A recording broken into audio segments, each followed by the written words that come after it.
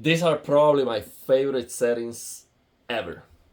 Because if you tell me, you have to decide, okay, we're going to take away the remote control from you and you cannot change settings anymore, okay? You have to tell me which one are you going to use forever for every single game. You know that it is gonna work for all games, it's gonna look fantastic, and you're gonna like it forever.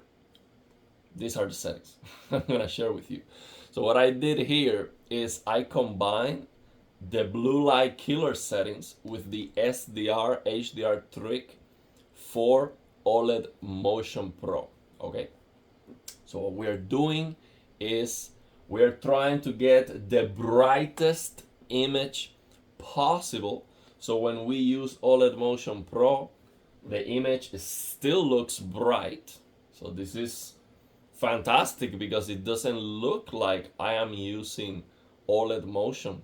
It just looks so bright and awesome. The near black detail is absolutely perfect. It's just incredible looking. And the only thing that we are reducing, of course, is the peak brightness for the highlights because it is inevitable.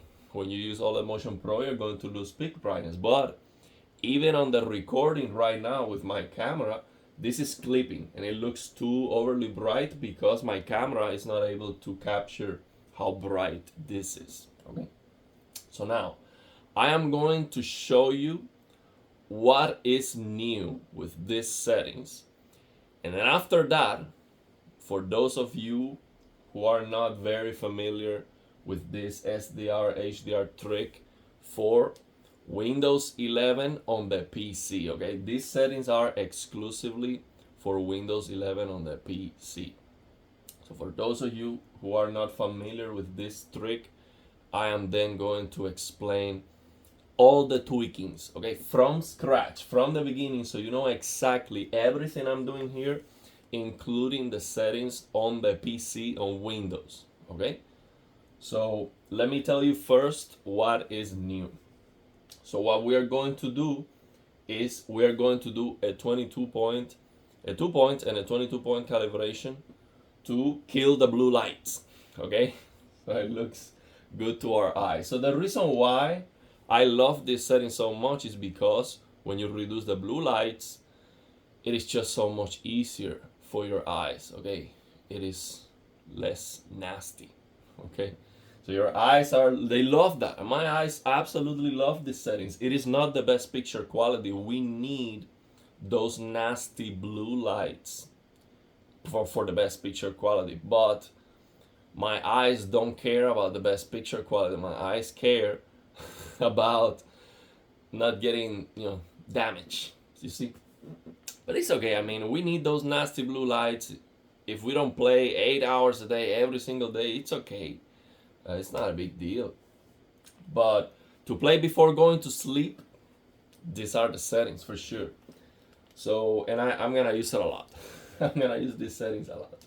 So let me show you. We're gonna do a 22-point calibration on top of that SDR HDR trick.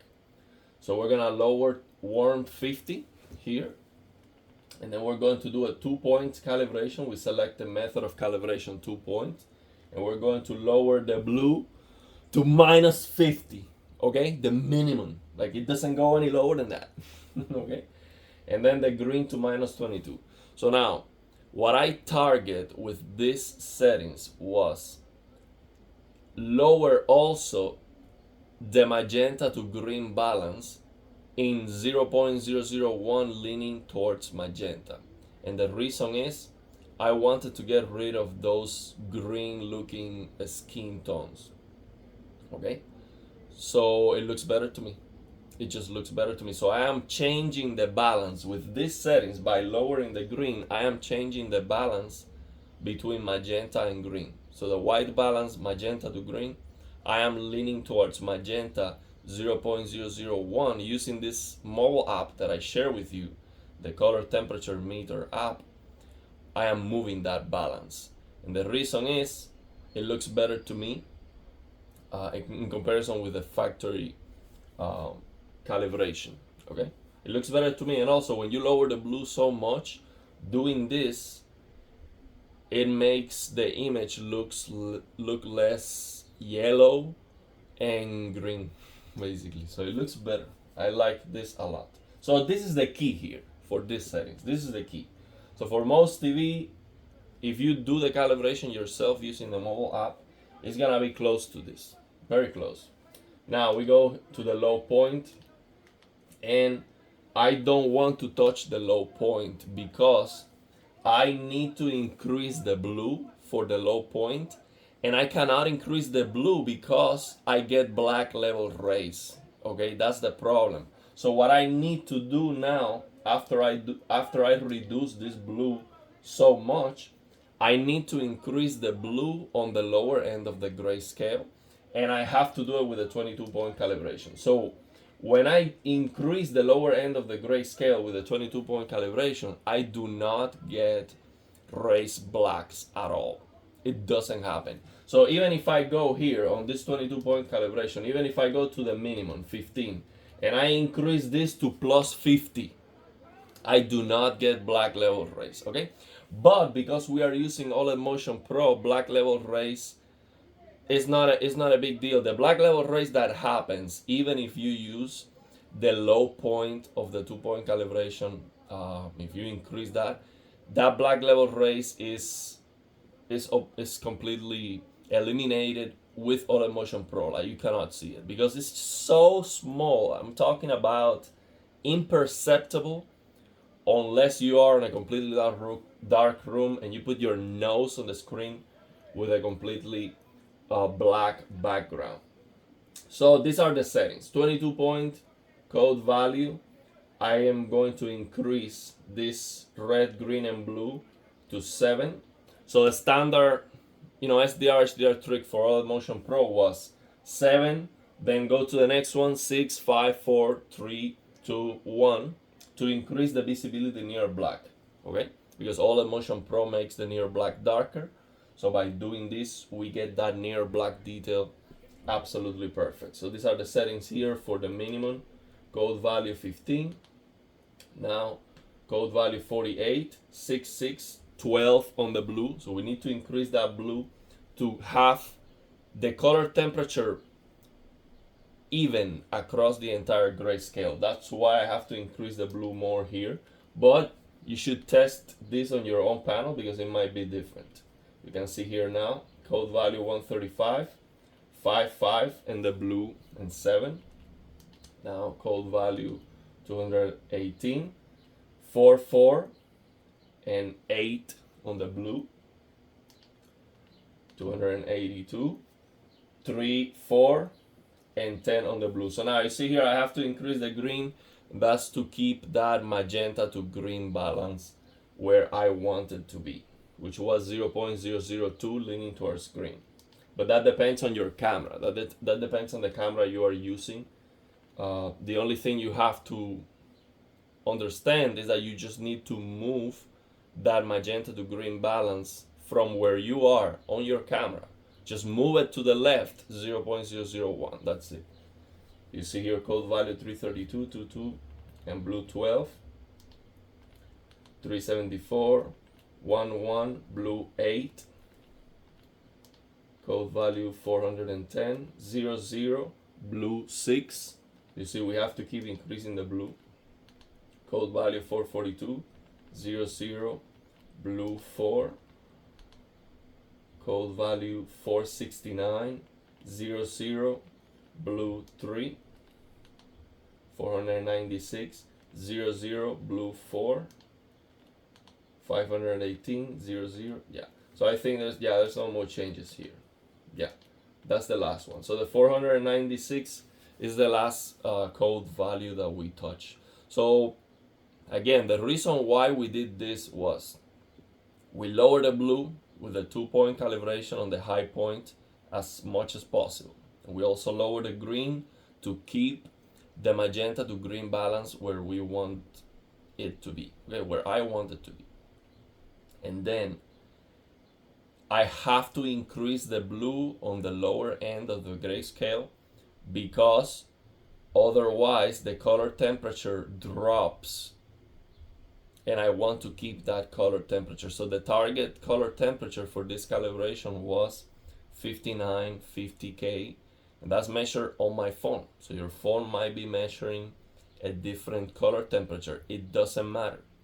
So what matters is that when you go here to this 2-point calibration and you lower the blue to -50, you are going to get a reading on your phone using this color temperature meter app.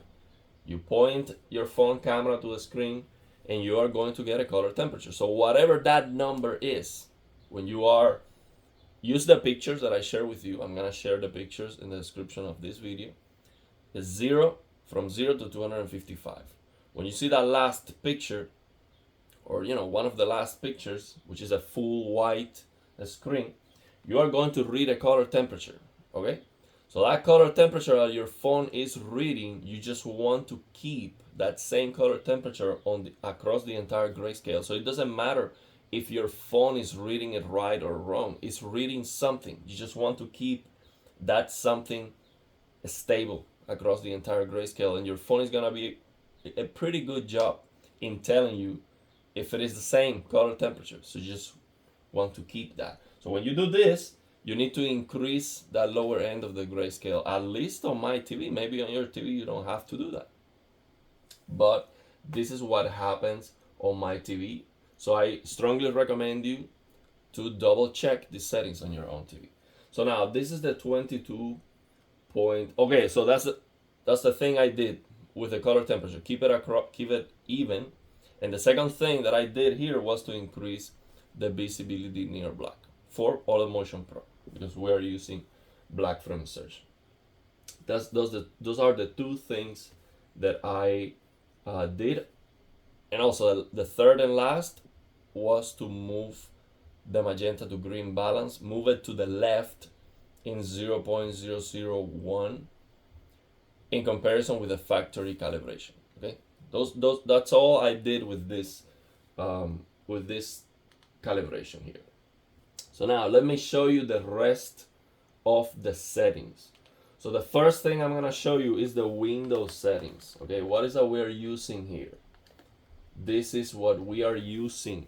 We are taking advantage of this brightness here, this brightness slider. You see, if I lower this brightness, I go to the game, it looks dark.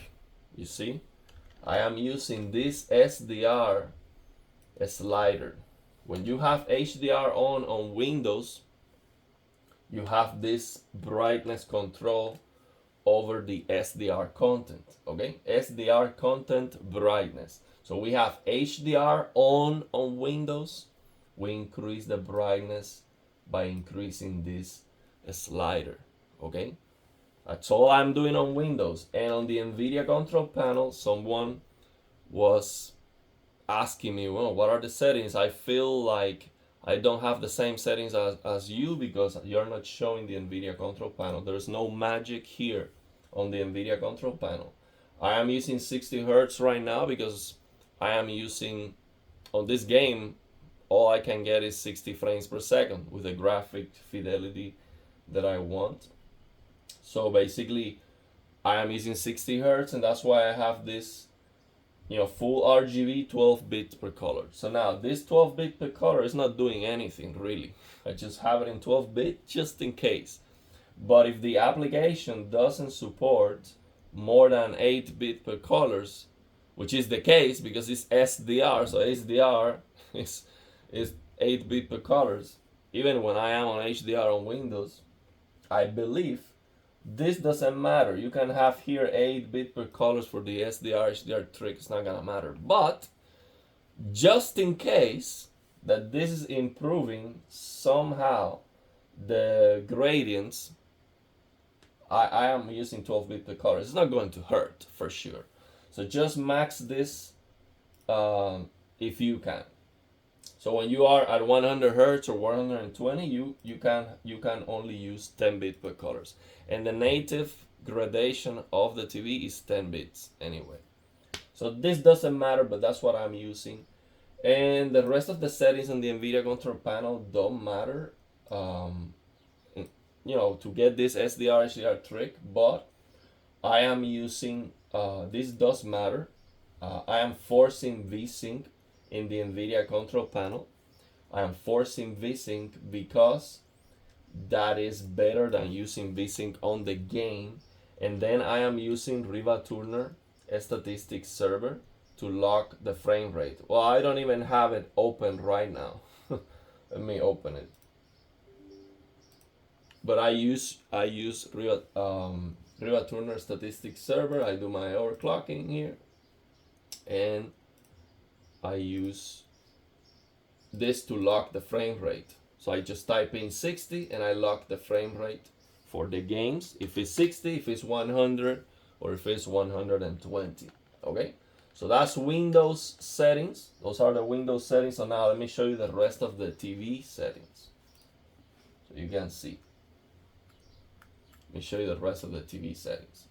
So I am using this FPS genre preset because I get control over the sharpness slider that's under clarity. I'm gonna show you. And that sharpness slider behaves in a different way when you use this game genre presets. That's why I am using FPS. You can use a different game genre preset, it doesn't matter, but I'm using FPS. But make sure that you change the black and the white stabilizer to the default 10. Okay? You have to use it to the default 10, otherwise the picture just looks washed out. It just messes up the picture quality. You see OLED Motion Pro high. If you have C2, G2, OLED Motion Pro on at 60 FPS, 60 Hertz, it works. It's gonna look even brighter. Okay, so these are the settings I have here. This fine-tune dark areas is not working. Okay, I am not using VRR, so this is not working. This -16 here is not working. Now let me show you the rest of the settings on the TV. So we have to come here, 111, 3111, and we have to change this mastering peak and max CLL to 540, which I don't even have right now. I don't know why. Maybe I was messing around with the settings yesterday and I changed it. So yeah, I was not even playing right now. So 540, 540. This is what you want to use, okay? So this is now going to become even brighter, and it's going to look, it's going to have more clipping on the recording. I'm going to show you, because the default, when you have this on auto, the default target is 4000.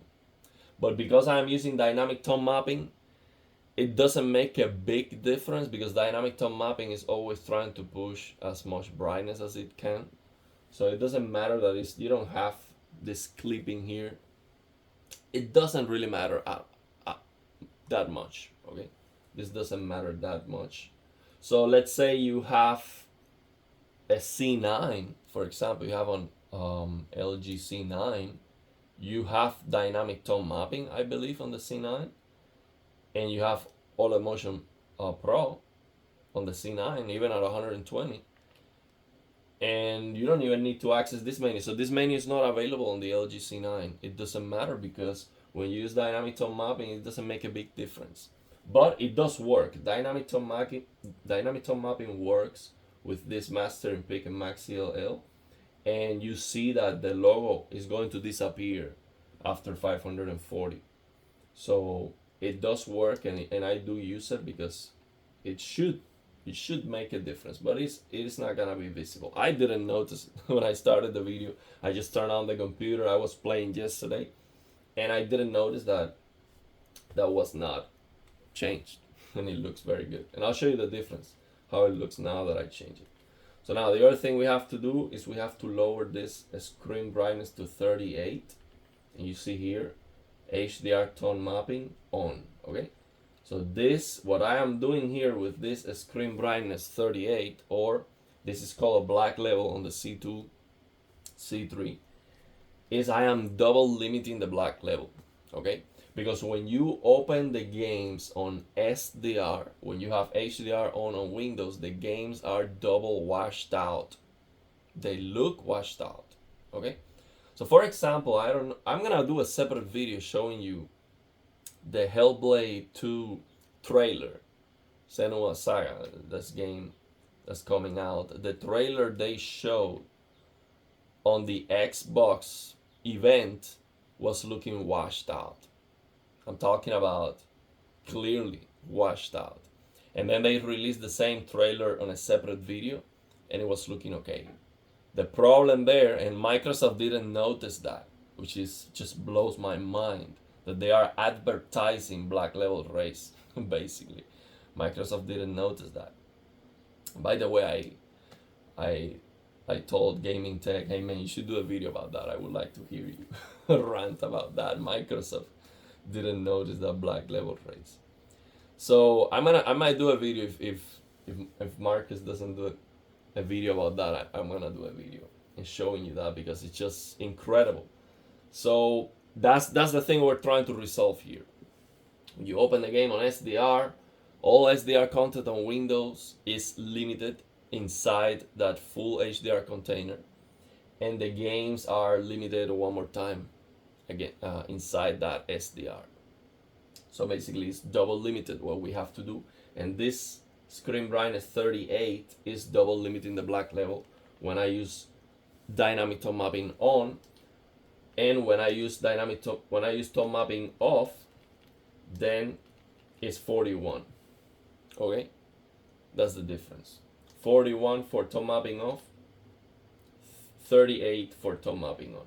Okay, so I'm gonna change it here, tone mapping on. Okay, so now let's see what else we have here. Under color, you saw it already, auto detect, color depth 50. So the reason why I am using color depth in 50 is because the FPS genre preset is increasing the color saturation. So I have to lower this color depth, okay, to not get more clipping on the colors. You don't get clipping anyway, but I reduce it to 50. It just looks better. And here I am taking advantage of this sharpness slider. So that's why I am using that game genre preset, because in a game like this that looks blurry, I can increase this sharpness and it makes the game look sharper. It just looks better. It looks better, and the difference is subtle, but it is there. So if I lower it, it looks less sharp. So this works better. The reason why I have this SDR HDR trick set up with the FPS genre preset is because this works different when you're using those game genre presets. If you use a standard, this in 15, it looks like free anti-aliasing. So what it does is the opposite. Instead of adding sharpness when you are in standard, when you are not using FPS genre preset, if you increase this to 15, you get free anti-aliasing, basically. So let's say you use no anti-aliasing on the game, use this on 15 when you're using standard, you get free anti-aliasing. So if you want to use that option, my recommendation is to increase the color depth to 55. So you increase the color depth to 55 to use the standard. If you want to increase this to 15 to get some free anti-aliasing. Okay, and if you use FPS, lower the color depth to 50, the way I'm using it now. And for most games, you're gonna have this on 0 anyway. But for some blurry TAA games, this on 10 looks very nice. 10 and even 15 for some, very, very blurry games. 15 would be the maximum value. So between 10 and 15 would be my recommendation for these blurry TAA games. And that's it. Those are all the settings. I show you OLED Motion Pro High. Okay? So OLED Motion Pro High, again, a recap. High works for 60, 100, and 120 FPS hertz. Okay? And OLED Motion Pro Medium works for 100 and 120 FPS hertz. Medium doesn't work at 60 FPS, 60 hertz on the LG C1. It doesn't work because you get double refreshes of the same frame. You get double strobing. because the TV is at 240 hertz of PWM, so it doesn't work. It doesn't improve the motion clarity. You're just going to lose brightness for no reason. Okay, it's not gonna improve the motion clarity. So yeah, you see how it looks now when I change that master in peak max CLL with dynamic tone mapping. It doesn't make a visible difference in most cases, but if you open a test pattern and you increase, let's say you open the HDR calibration app. In fact, let me do that right now so you see that happens. So if I open the HDR calibration app here, you'll see. Let me show you with this. But I will need to change the camera settings so you can see this. Let me lower the exposure. Let's see. See how can I lower the exposure here?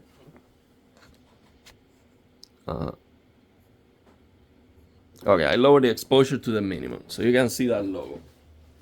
You'll see that if I increase this, and this HDR calibration app is not telling you the exact max CLL. So these numbers on the HDR calibration app, 410, 490, this doesn't mean max CLL 410, 520, because when you increase this to the maximum 2800, that is 10,000 nits. So this is like a weird scale here that up to 1000 is actually very close to the max CLL, but then it goes wild.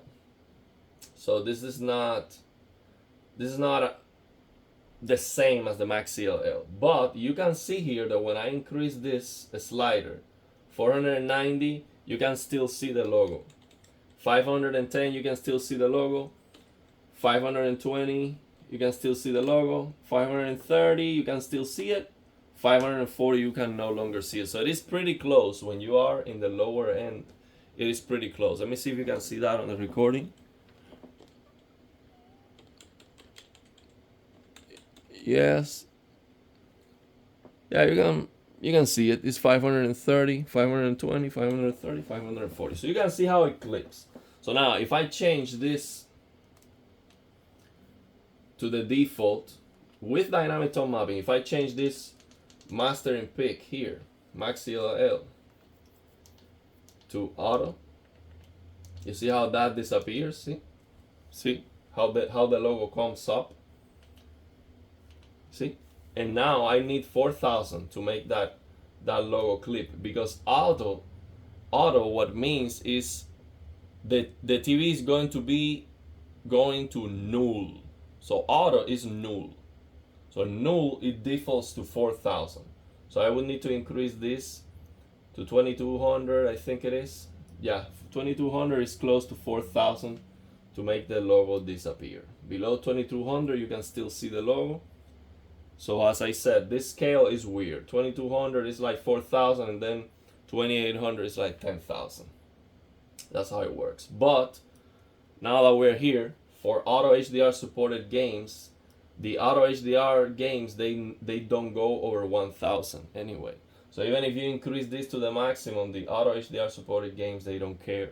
They're just gonna output 1000. That's in case you have a G3 or C3. It's not gonna matter for auto HDR supported games, but for some native HDR games, they will go, that support the HDR calibration app. Some native HDR games are now supporting the calibration app. They will go beyond 1000 for the max CLL.